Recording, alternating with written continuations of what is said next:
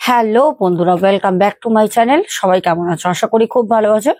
আজকে সবাইকে ঘটনা যাওয়ার আগে বলবো, কালকে যে ঘটনাটা তোমাদের গত রাতে পোস্ট করেছিলাম, যে তোমরা অনেকেই বলেছো দিদিভাই শেফ আছেন বা ওনার পরিবার খুব ভালো ভাবে ওখান থেকে বাড়ি ফিরেছেন, কিন্তু বাড়ি ফিরে যাওয়ার পর দিদিভাই যিনি ঘটনাটা শেয়ার করেছেন, ওনার বড় ছেলের নার্ভের প্রবলেম হয়। তারপর ওই ঘটনার দিন ধরে 2015 সেই সালটা ধরে 4 বছর পর দিদিভাইয়ের ছেলে, খুব খারাপ লাগছে বলতে, 26 বছর বয়সী একটি তরতাজা ফুলের মতো সুন্দর ছেলে নিজেকে শেষ করে দেয়।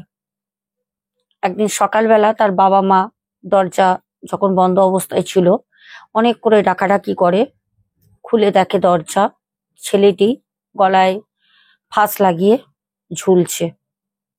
সেই ঘটনাটা এতটা কিন্তু স্বাভাবিক ছিল না।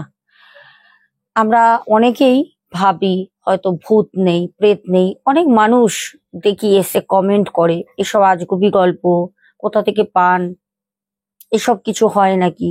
আমি তাদের উদ্দেশ্যেই বলবো, একটা কথা বলে ঘটনায় যাব। ভগবান না করুক যারা এসব মন্তব্য করেন তাদের পরিবারের ছেলে মেয়ে সন্তান অথবা আপনার সাথেই এরকম ঘটনা না ঘটুক। তাহলে সেই দিন বুঝতে পারবেন যে বাস্তবেও কোনো আত্মা আছে কিনা, বা কারোর পরিবারের কোনো মা তার সন্তানকে, তার স্বামীকে, তার আত্মীয় পরিজনকে, প্রিয়জনকে এই সূত্রপাত ধরে আত্মার কবলে পড়ে তাদের পরিবারটা ভেসে গেছে, হারিয়ে ফেলেছে তাদের প্রিয়জনদের। এটাই বাস্তব। যারা জানেন না, যাদের এসব বিষয়ে নলেজ নেই, তারা শুধু শুনবেন। ভালো না লাগলে কেউ জোর করেনি, এসে শুনতেই হবে। শুনবেন না, যদি মনে হয় বানানো গল্প, স্কিপ করবেন। অপশন তো সবই আছে ইউটিউবে, চলে যাবেন। কিন্তু বাজে মন্তব্য করবেন না, কারণ করার আগে ভাববেন পরিস্থিতিটা আপনার সাথে হতে পারে। তো চলো প্রিয় দর্শক বন্ধুরা, এবার আমরা ঘটনায় ফিরি। কালী পুজোর রাতে, আমাবস্যায় কালী পুজো হয়, এটা আমরা সবাই জানি। আজকে যে ঘটনাটা শুনবো, এই ঘটনাটা পাঠান একজন ব্রাহ্মণ বাড়ির ছেলে, নাম হচ্ছে অরুণ চক্রবর্তী। অরুণ দাদাভাই বলেন, আমার এখন 62 বছর বয়স। জীবনের অনেকটা সময় অতিক্রম করে এসেছি। কেউ আত্মায় বিশ্বাস করুক নাই করুক, আমি করি আত্মায় বিশ্বাস। তাই জন্য আজকে ঘটনাটা খুব ভালোভাবে আপনাকে আমি বলবো। আর এই ঘটনার পরিপ্রেক্ষিতে যাদের মনে হবে উনিও একই কথা বলেছেন যে বানানো গল্প, তাহলে পরে আপনারা অন্য জায়গায় যেতে পারেন যেখানে সত্যি মনে হয়। কেউ জোর করেনি আমার ঘটনা শোনার জন্য, যেটা কিছুক্ষণ আগে বললাম কিছু মানুষের উদ্দেশ্যে। অরুণ দাদাভাই বলেন, ম্যাডাম, আমার এখন 62 বছর বয়স। এই ঘটনাটা ঘটে যখন আমার 18-19 বছর বয়স। অনেকটা ছোট, বুঝতেই পারছেন, সবে সবে স্কুল ফাইনাল পাস করব এরকম সময় ঘটনাটা ঘটে। আমার বাড়ি থেকে আমার মা, আমার বাবা কোনোদিন কোনো কিছুতে আপত্তি করতেন না, কারণ ওনারা খুব ভালো করে জানতেন ওনাদের সন্তান কোনো রকম উঁচ নিচ খারাপ কাজ করবেন না, যেখানে ওনাদের মুখে চুন কালি লাগুক। পাড়ায় আমার মা বাবার একটা ভালো নাম আছে। আমার ঠাকুরদার ভালো নাম ছিলেন, উনি পুজো করতেন, উনি খুব ভালো একজন প্রতিষ্ঠিত ব্রাহ্মণ ছিলেন। ওখানে দুর্গা পুজো, কালী পুজোয় সবার প্রথম ডাকা হতো আমার ঠাকুরদাকে, যিনি হয়তো এত কাজ নিতে পারতেন না। ঘটনাটাই ফিরি। প্রত্যেক বছর প্রায় ওই মাধ্যমিক পাশ করার পর থেকেই বন্ধুদের সাথে একটু টুকটাক বাইরে এদিকে ওইদিকে যাওয়া আসা আমার লেগে থাকতো। বাড়ি থেকে কোনো সময় অবজেকশন করেনি। কালী পুজো আসে, তখনও আমার বাড়ি থেকে আমাকে কিছুই বলেননি। আমার বাবা মা আমাকে অগাধ বিশ্বাস করতেন, কারণ সেই জায়গাটা সবসময় বজায় আমি রাখতাম। ঠিক যখন আমাদের কালী পুজো আসে দুর্গা পুজোর পর, তখন আমার বাড়ি থেকে আমি বললাম যে, বাবা, কালী পুজোয় আমার খুব ইচ্ছে আমি শ্মশানে কালী মায়ের পুজো দেখব। শ্মশানে তো কালী পুজো হয় অনেক বড় করে। আমার বাবা বলল, ঠিক আছে, যা দেখ, কোনো অসুবিধা নেই, কিন্তু সাবধান। সাবধান এই কারণে বাবা বলেন, কারণ আজকাল আমরা সবাই জানি আনন্দ উল্লাস, এমনকি শোকযাত্রা, সবাই একটুখানি কারণ সুদা খেয়ে নেয়। মানে বুঝতেই পারছো, সোমরস, যাকে আমরা বাংলা কথায় বলি মদ্যপান করা। তো সেখানে আমার বাবা যেটা ইঙ্গিত করলেন, হয়তো পরিষ্কার করে না বললেও আমি বাবার কথাটা বুঝতে পারলাম। বাবাকে বললাম, বাবা নিশ্চিন্তে থাকো, এসব জিনিস আমি ছোবও না। হই হই করে আমার পাড়ার কিছু বন্ধু আছে যারা আমার ছোট্টবেলার বন্ধু, তাদের সাথে কালী পুজোর রাতে বেরোলাম। বাড়ি থেকে 10টার সময় মা খিচুড়ি রান্না করেছিলেন, বেগুনি, পায়েস, লাপড়া। কারণ আমরা তো ব্রাহ্মণ, অনেক নিয়ম, অনেক নিয়ম। খাওয়া দাওয়া করে 10টার দিকে বেরোই। বাবা শুধু বললেন, শুতে যাচ্ছি, এসে দয়া করে বাড়িতে ঢুকিস, এদিকে ওইদিকে কারোর বাড়িতে যাস না, বেকার চিন্তা হবে। তো সেদিনকে আমি বাবাকে কথা দিলাম যে বাবা কোনো অসুবিধা নেই, আমি তাড়াতাড়ি চলে আসবো, এসে আমি ডাকবো, দরজাটা খুলো। বাবা বলল, সন্তান বাইরে থাকলে মা বাবার ঘুম আসে না। আমি সোজা চলে গেলাম, সোজা শ্মশানে। আমার সাথে 5টা বন্ধু ছিল, আমাকে নিয়ে টোটাল আমরা 6জন ছিলাম। আমরা যাওয়ার পর ওখানে খুব মজা করছি, খুব আনন্দ করছি, চারিপাশে লোকে লোক, ঢাক ঢোল বাজছে, এমনকি কিছু মহিলাও আছে। খুব আনন্দ করছি, কারণ আমার প্রথম বছর শ্মশানে কালী পুজো। মানে শ্মশানটা ঠিক যেখানে দাহ করা হয় তার একটু সামনের দিকে এগিয়ে এসে পুজোটা হচ্ছে। খুব কৌতূহল, খুব আনন্দ, মনটায় খুব আনন্দ। সবাই একসঙ্গে বসে আছি। ওখানে পুরোহিত মশাই আমাকে দেখে চিনতে পারলেন। আমাকে বললো, আরে ছেলে মনে হচ্ছে, কি রে বাবা, তুই তুই এসছিস, ভালো হয়েছে। তাহলে তুই তো ব্রাহ্মণ বাড়ির ছেলে, আর তোর সংস্কারও ভালো, আয় না হাতে হাতে একটু কাজ করবি।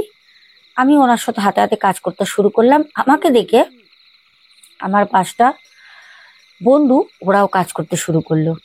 আমরা সবাই একসঙ্গে ওই ব্রাহ্মণ মশাইয়ের একটু কাঠ কেটে দিই, হোমযজ্ঞ হবে, তারপর একটু ফল কেটে দিই, এই দিক ওদিক করছি। তারপর খুব ক্লান্ত হয় শরীরটা, অনেকটা রাত হয়। ব্রাহ্মণ মশাই 12টার সময় শ্মশানে পুজোতে বসলেন। আমাকে বলল, থাকিস পুজোতে, কিছু যদি লাগে হাতে হাতে করে দিস। আমি বললাম, ঠিক আছে। আমি ওখানে বসে আছি। আমার বন্ধুরা খুব চঞ্চল প্রকৃতির, আমাকে বারবার করে বলছে, চল না, এখানে বসে আছিস কেন, চল না। আমি বললাম যে, দাঁড়া না, বুঝিস না কেন, দাঁড়া একটুখানি, বুঝিস না কেন, দাঁড়া, যাবো তো। আমাকে সবাই বলল, আরে চল না অরুণ, আমরা বসে পুজো দেখতে এসেছি নাকি, চল আমরা শ্মশানের ওই দিকটা যাবো, একটু ঘুরবো, গঙ্গার ধারে একটু বসবো, ভাই চল একটু সিগারেট খাবো। তবে মিথ্যা কথা বলবো না, ওসব মদ্য নেশা করি না, মদ টদ খাই না, কিন্তু হ্যাঁ, লুকিয়ে লুকিয়ে আমি সিগারেটটা খাই, যেটা বাবা এখনো জানেন না। তো বন্ধুদেরকে বললাম, একটু দাঁড়া, আসছি। কোনো রকমে ওখানটা ম্যানেজ করলাম পুজোর ওখানে। তারপর বন্ধুদের সাথে হাঁটতে হাঁটতে গঙ্গার পাড়ে গেলাম। গঙ্গার পাড়ে গিয়ে বসে আছি, খুব আনন্দ লাগছে, মনটা বেশ ঠান্ডা, জাকিয়ে শীত। সবার কাছে সোয়েটার আছে, কিন্তু একটা করে সবাই শল নিয়ে এসছি।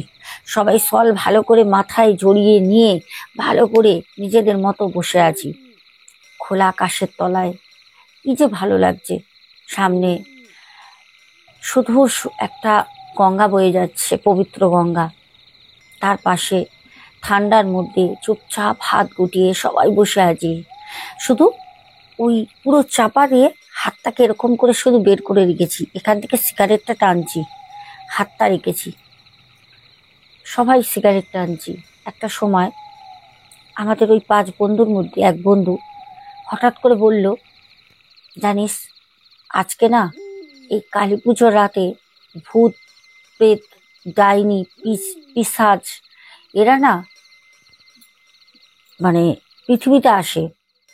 ওরা তো সব বাধা থাকে, প্রত্যেক বছর মা কালী মা পুজোর সময় ছেড়ে দেয়। জানিস কি বলবো, যদি কোনো ভূত ফুত আমাদের ধরে কি হবে, আমাদের কারোর কাছে তো লোয়া টোয়া কিছু নেই। তো আর একটা বন্ধু, ও একটু মাথা মোটা, ও তখন বলল, আরে তাতে কি হয়েছে, হাতে আগুন আছে তো।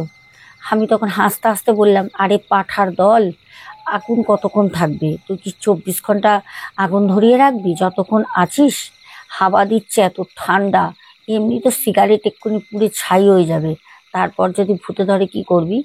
ও তখন আমাকে বললো, দেখ অরুণ, ফারদার বলছি, এরকম ভূত পেত নিয়ে ফালতু মজা করবি না। আমি তখন বললাম, দেখ, আমি তো ব্রাহ্মণ বাড়ির ছেলে, আমাকে ভূতে ধরতে ভয় পাবে, কারণ আমার কাছে পৈতে আছে, কিন্তু তোরা তো ব্রাহ্মণ বাড়ির ছেলে না, যদি তোদের ভূতে ধরে কি করবি? তখন আরো দুজন ছিল, ওরা তখন বলল, কেন অরুণ, তোকে জাপটে ধরবো? তুই তো আছিস, তোকে জাপটে ধরলেই তো হবে, কারণ তোর সাথে আমরা যদি স্পর্শ করি, তোর তো হাত, তোর তো গায়ে পৈতে আছে, তাহলে আমাদেরও পৈতে হয়ে যাবে। তখন আমি হেসে বললাম, ফালতু আর কি বন্ধ কর, করে তাড়াতাড়ি এখান থেকে চল পুজোর ওখানে যাই, কারণ যিনি পুজো করছেন উনি আমার বাবাকে খুব ভালো করে চেনেন। যদি বলে যে ছেলে পুজো করতে করতে অরুণ হঠাৎ এইদিকে ওইদিকে চলে গেছে, তখন কিন্তু বাবা খারাপ ভাববে। তখন আমার বন্ধুরা বলল, আরে এত চিন্তা করছিস কেন অরুণ, তুই যখন আছিস আমাদের কি ভয়, আর কিছু হবে না, ওইসব ছাড় তো, ভূত পেত আবার কি, কিচ্ছু হয় না। এত লোক, তখনও প্রায় শ্মশানে 50-60 জন লোক রয়েছে, কিন্তু তারা পুজোর ওখানে শ্মশানের ওখানে আছে, আর বেশিরভাগই মদ্যপ অবস্থায় যে যার মতো টাল খাচ্ছে। তো আমাদের দাদা ভাই বলেন, ম্যাডাম, আমার অভিজ্ঞতায় বলে, মদ খেয়ে কিছু আনন্দ কি করা যায়? আমার মনে হয় না। যেটা শুদ্ধভাবে, একটা পরিষ্কারভাবে থেকে যতটা তুমি যে কোনো জিনিস নিয়ে আনন্দ করতে পারবে, মদ খাবার পর থেকে নার্ভ থেকে তোমাকে একটা মানে আনন্দ প্রদান করে কিছুক্ষণ, তারপর তোমার শরীরটা আস্তে আস্তে আস্তে আস্তে ঝিমিয়ে যাবে। কি করে হবে?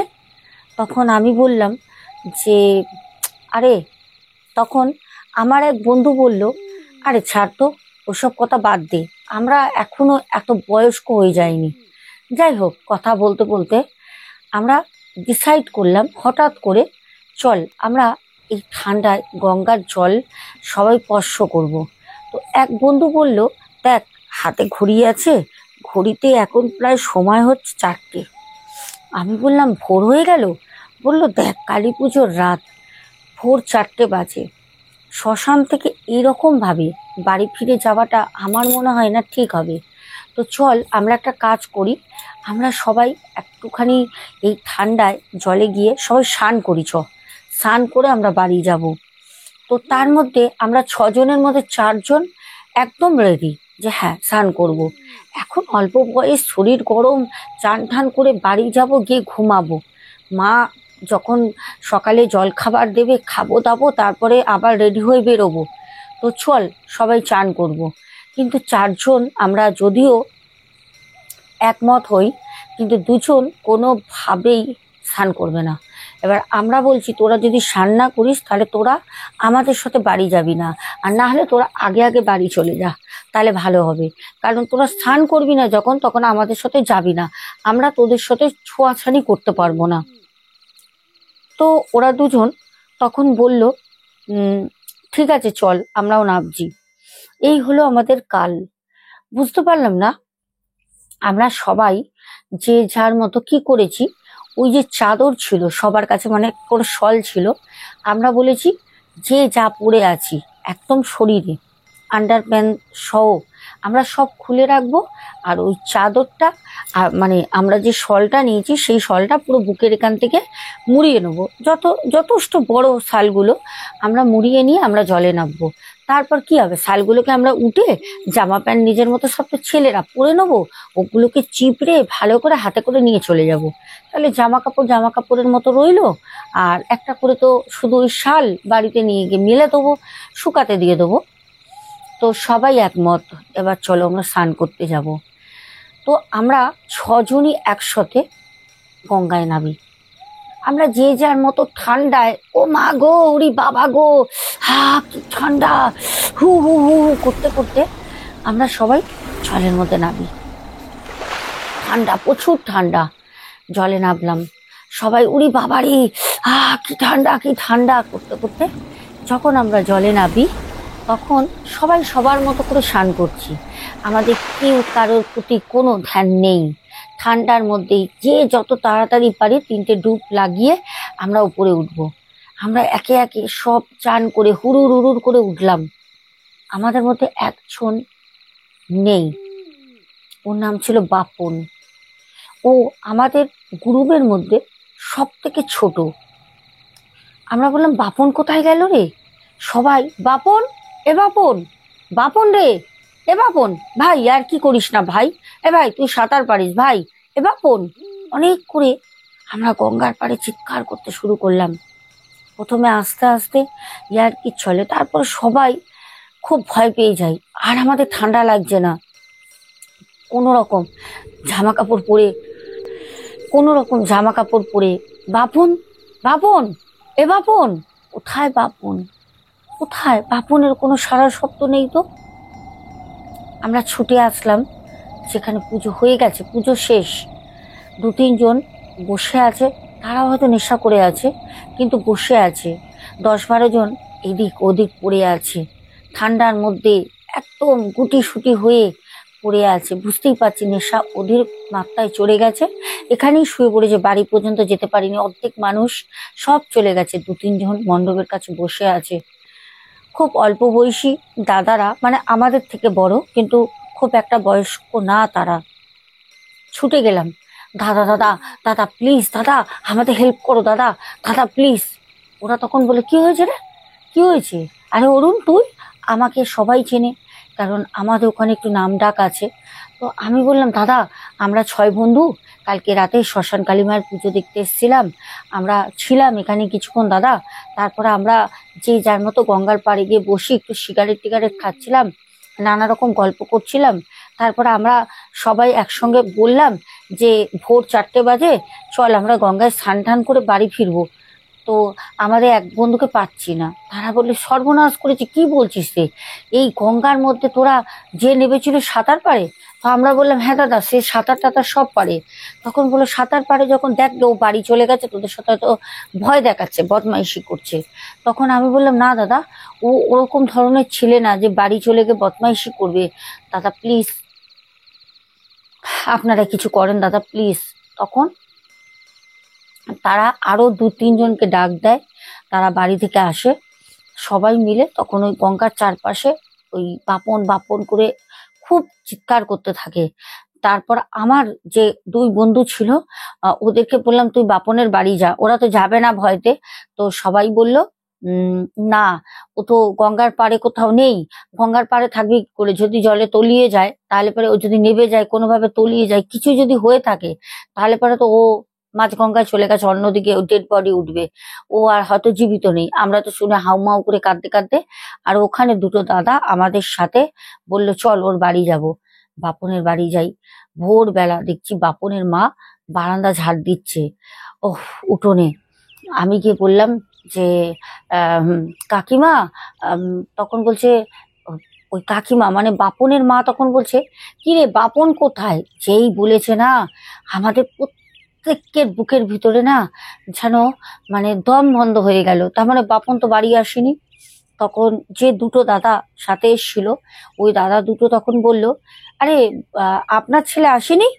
তখন বাপনের মা ঝাঁটাটা রেখে ঘরের একটা মানে বাইরে বারান্দায় কাছে এসে বলল মানে বাপন তো একসাথে এদের সাথে গেছিল, এরা এখন এলো, বাপন আগে আসবে কেন, কি হয়েছে বলো তো?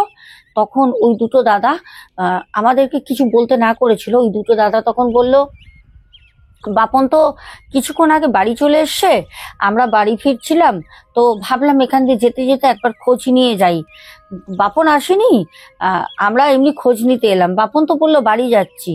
তখন আমি মানে আমাদের অরুণ দাদা ভাই বলছেন, আমি তখন ওই ছেলে 2টোকে মানে ওই দাদা 2টোকে বলছি যে আপনি মিথ্যা কথা কেন বলছেন?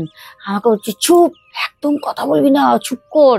তখন বাপনের মা ছুটে মানে কাঁদতে কাঁদতে ছুটে যায় ঘরের মধ্যে, আমরা ওখানে উঠোনে দাঁড়িয়ে। তখন ওই দাদা 2টো বলছে পুরো ফেঁসে যাবি, কেস খাবি জানিস, হ্যাঁ যদি বলিস যে এরকম চান করতে গিয়ে হয়েছে পুরো কেস খাবি, বলবে যে আমার ছেলেকে তোরা মেরে ফেলেছিস, চুপচাপ থাক, মিথ্যা কথা বল, বল ও বাড়ি চলে এসছে। কে জানে, চুপচাপ থাক। কিন্তু আমাদের অরুণ দাদাভাই বলেন, আমি মিথ্যের সাহায্য নিতে চাইনি ম্যাডাম, আমি বারবার সেটা সহমত পোষণ করতে পারছিলাম না। আমি ওই দাদা দুটোকে বলছি, দাদা মিথ্যা কথা বলো না, যা হয়েছে সত্যি সত্যি বলো, তাতে ভালো হবে, মিথ্যা কথা বলো না। কারণ আমার বাড়ি থেকে এটাই শিক্ষা দেয় যে মিথ্যা কথা বলার থেকে সত্য কথা বলে দুটো চড় খাওয়া অনেক ভালো, মিথ্যা কথা বলো না। তো আমি দাদাগুলোকে বলছিলাম, দাদাগুলো আমাকে বললে একদম চুপ করে থাক, তোদের সাথে আমিও ভেসে যাব, আমরা দুজন এসছি। তো তাদের দুজনের কথা শুনে আমরা ভয় কাটা চুপচাপ দাঁড়িয়ে আছি, আমরা কেউ কিছু বলছি না। বাপনের বাবা আসে, দিদা আসে, এসে আমাদেরকে জেরা করতে থাকে। আমরা বললাম আমরা জানি না, কোনো কথা বলতে পারছি না। ওই দাদা দুটোই নিজেদের মতো করে কথা বানিয়ে বানিয়ে বলছে। আমাদের তো পুরো মাথায় হাত, এ কি হচ্ছে, আমরা তো এইসব ভেবে আসিনি, কি হলো। বাপন একদম কোথায় যেন হারিয়ে গেল। পুলিশ, থানা, ডুবুরি সব নামানো হয়। অনুমান করলো যদিও আসবে বলে, যদি গঙ্গায় স্নান করতে যায়। ডুবুরি খুঁজলো, ডুবুরি এত বড় গঙ্গায় কোথায় খুঁজে পাবে, পেল না। বাপনের বাবা পার্টি পলিটিক্স করতেন, চারিপাশে সোর্স লাগিয়ে যেরকম ওনার সামর্থ্য হয়েছে সেরকম সাধ্যমতো উনি ওনার চেষ্টা করলেন। বাপন কোনো কোনো খোঁজ নেই বাপনের। একটা মাস কেটে যায়, বাপনের মা আমাদের দেখলে অধ্যব্য ভাষায় গালিগালাজ করতো। আমরা চুপ করে থাকতাম, ভয়তে কোনো কথা বলতে পারতাম না। পুলিশ যতটা জিজ্ঞেস করে ততটা ওই দাদা দুটো শিখিয়ে দিয়েছিল, হয়তো ভালোর জন্যই আমাদের, যে আমরা যাতে ফেঁসে না যাই। তারপর কোনো রকমে একটা মাস কেটে যাওয়ার পর প্রথম আমার এক বন্ধুর সাথে একটা অদ্ভুত ঘটনা ঘটলো। সেই বন্ধুটা আমাকে একদিন এসে বলল, অরুণ একটা কথা বলবো ভাই। আমি বললাম হ্যাঁ ভাই বল। আমাকে বলছে ঘরের বাইরে আয় না। সন্ধেবেলা আমি গেলাম। আমি বললাম কি হয়েছে। ও প্রায় ওর আর্থিক অবস্থা, ওর বাড়ির তত ভালো না, ও প্রায় টাকা পয়সা ধারটা দিয়ে দিত। তা আমি তখন বললাম কি হয়েছে রে, তোর কি কোনো টাকা লাগবে? তখন বলছে না ভাই, জানিস আমি না বাপনকে দেখেছি। আমি বললাম কোথায়, কোথায় দেখলি বাপনকে? ওহ, বাপন তাহলে কোথাও চলে গেছিল না, শয়তান ছেলে, ওকে না গিয়ে কি করবো। বলছে না ভাই, তুই যেটা ভাবছিস সেটা না ভাই, বাপন মারা গেছে ভাই। আমি বলছি, কি বলছিস তুই? বলছে হ্যাঁ ভাই, বাপনকে কালকে রাতের বেলা স্বপ্নে আমি দেখেছি। আমি হেসে বললাম, হ্যাঁ রে তুইও না পাগল, স্বপ্নে দেখেছিস? আসলে আমরা বন্ধু বান্ধব এত চিন্তা করি তো তাই। ভাট, বাপনের কিছু হলে পরে ঠিক খোঁজ পেতাম, কিচ্ছু হয়নি। তখন আমার বন্ধুটা বলল, অরুণ তুই যেটা ভাবছিস সেটা না, এত স্বাভাবিক না, তুই যেটা ভাবছিস সেটা না ভাই। ও স্বপ্নের সময় কি বলেছে জানিস? আমি বললাম কি বলেছে তোকে? কথা বলেছে তোর সাথে স্বপ্নে? স্বপ্নে দেখেছিস? তাহলে তুই কি করে এটা শিওর হচ্ছিস? তখন আমাকে বলছে, শোন, আমি ঘুমিয়ে পড়ি খাওয়া দাওয়া করে, তারপর আমি উঠে টয়লেটে যাই, টয়লেট পেয়েছিল, টয়লেট থেকে আমি আসি, এসে আমি শুয়ে সবে ঘুমটা হালকা এসছে। আমি লক্ষ্য করলাম যেন খাটের মধ্যে, আমি তো একা শুই আমার ঘরে জানিস, মনে হলো কেউ যেন ধূপ করে বসলো, পাছাটা দিয়ে যদি কেউ কোমরটা ঠেকায় যেরকম আওয়াজ হবে, বোঝা যায় তো কেউ বসলে, ওরকম কেউ বসলো। আমি না চোখটা খুললাম, খুলে দেখলাম আমার সামনে বাপন বসা। বাপনের পুরো মাথা থেকে জামা, সেই জামা পুরো জলে ভেজা ভাই। আমি ওকে দেখে না চমকে উঠলাম। উঠে আমি বললাম, আরে বাপন, এ কি অবস্থা, তুই জলে এরকম পুরো ভেজা? বাপন আমাকে বলল, ভাই সেদিনকে তোদের সাথে স্নান করতে গেছিলাম ঠান্ডায়, আমি কথা বলতে পারিনি ভাই, খুব জল ঠান্ডা ছিল, আমি অনেকটা নেমে যাই ভাই, আমি সাঁতার জানতাম, বুঝতে পারলাম না কিভাবে আমি না তলিয়ে গেলাম ভাই। আমি তোদের সাথে দেখা করতে এসছি, তোরা আমার মাকে গিয়ে সত্যিটা বলে দে। আমি বললাম, বাপন কি কি বলছিস তুই? তুই তো তলিয়ে গেলি কি করে বাপন? বলতে বলতে বাপন আর ওখানে নেই, পুরো যেন কেউ নেই। আমি উঠে, ওমা, মা, ওমা, ওমা এই ঘরে এসো না, ওমা, মা, ওমা ভয় লাগছে মা, ওমা বাপনকে দেখলাম। সাথে সাথে পাশ থেকে মা বাবা দুজনেই আসে, এসে বলল, কি হয়েছে রে, কাকে দেখেছিস? বাপনকে? হ্যাঁ, স্বপ্ন দেখেছিস না? এত মনে করিস ছেলেটা সত্যি কোথাও গুমনাম হয়ে গেল। হ্যাঁ, কি দেখেছিস বাবা বল? মা আমার পিঠে বুকে হাত বুলিয়ে জিজ্ঞেস করছে কি হয়েছে কি হয়েছে বল। আমি মাকে বললাম, মা বাপনকে দেখলাম। বাপন না মা এসছিল জানো। মা বাপন আমাকে বললো মা যে আমি মারা গেছি। আমি আমি আমি তখন মাকে বললাম, মা মা আমি স্বপ্ন দেখিনি মা, স্বপ্ন দেখিনি মা, বাপন এসছিল মা। তখন আমার বাবা হট করে বলল, কিরে কিরে তোর খাটের এখানটা পুরো জলে ভেজা, এত সতসতে করছে, কি ব্যাপার? তুই কি ভয়তে কি স্বপ্ন দেখে টয়লেট করে ফেলেছিস? আমি বলছি, না বাবা না, বাপন তো এখানেই বসেছিল বাবা, ওর চুল থেকে ওর চোখ থেকে মুখ থেকে পুরো ছপছপে ভেজা জল পড়ছিল বাবা, ওইখানে বসেছিল বাবা, এই খাটের এখানে বসেছিল বাবা।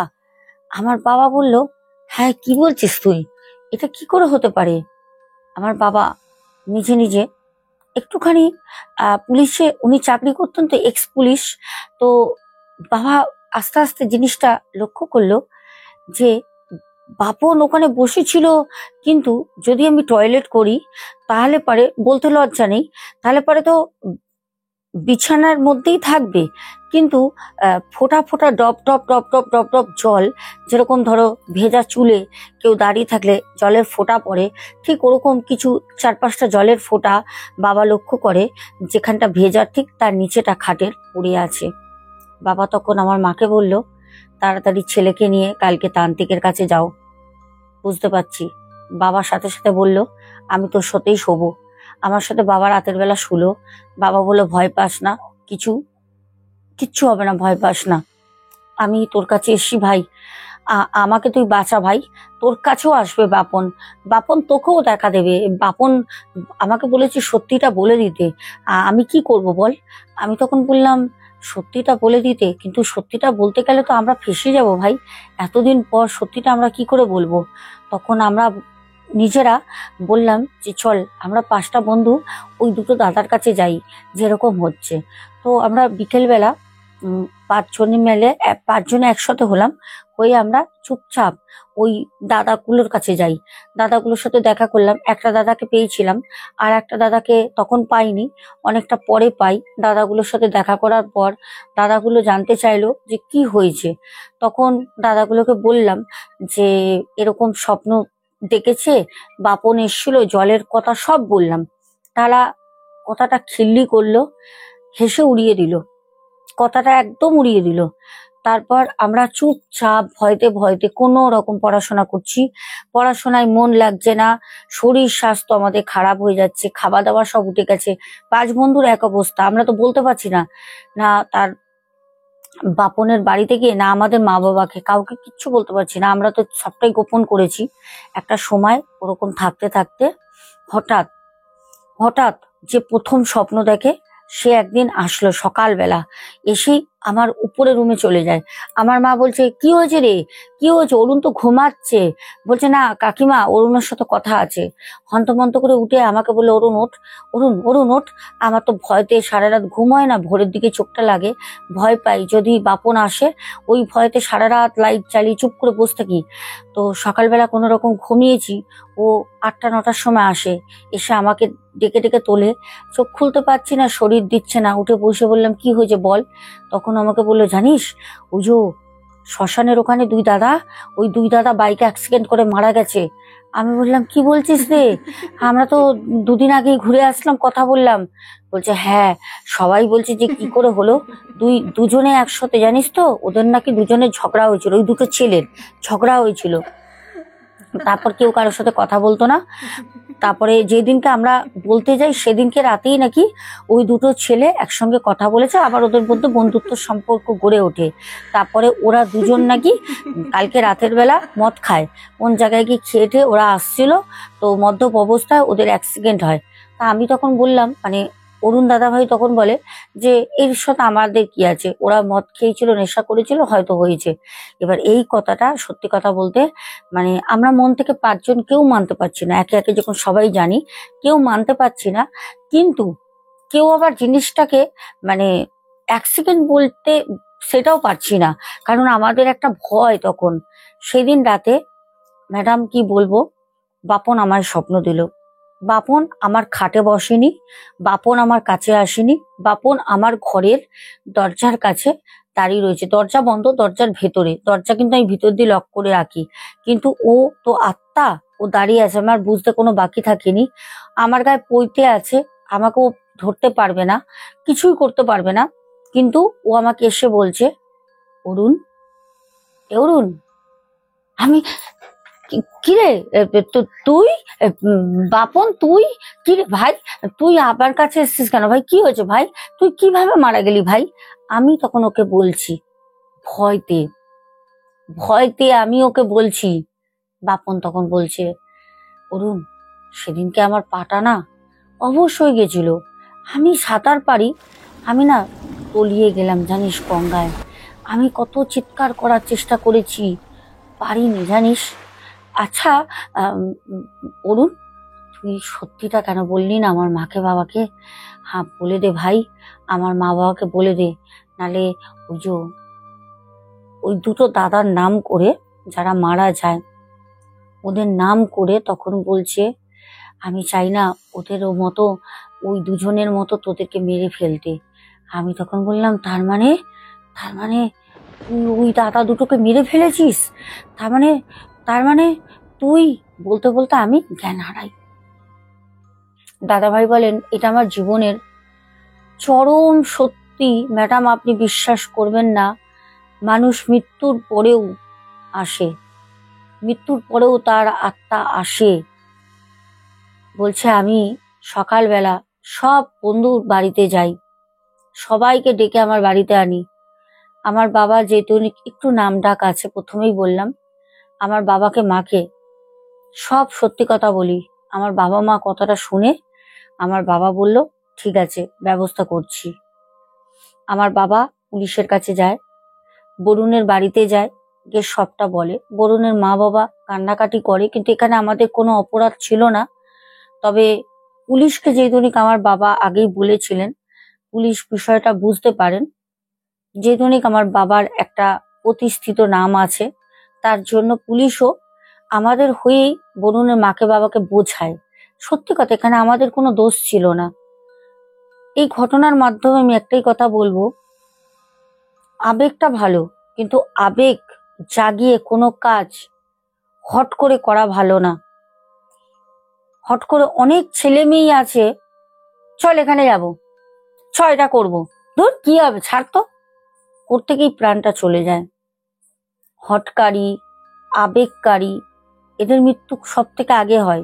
মাথা ঠান্ডা করে কাজ করতে হবে।